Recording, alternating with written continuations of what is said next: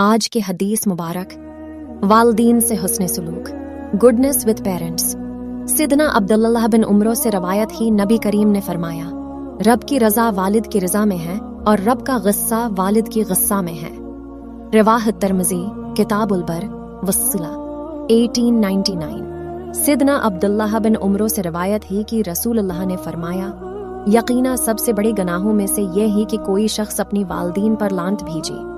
पूछा गया, या रसूल अल्लाह, कोई शख्स अपनी ही वालदीन पर कैसे लानत भेजेगा? आपा ने फरमाया कि वो शख्स दूसरे की बाप को बड़ा भला कहेगा तो दूसरा भी उसके बाप को और उसकी माँ को बड़ा भला कहेगा। रिवाहिल बुखारी किताबुल अदब 5973 अपना जायजा लीजिए।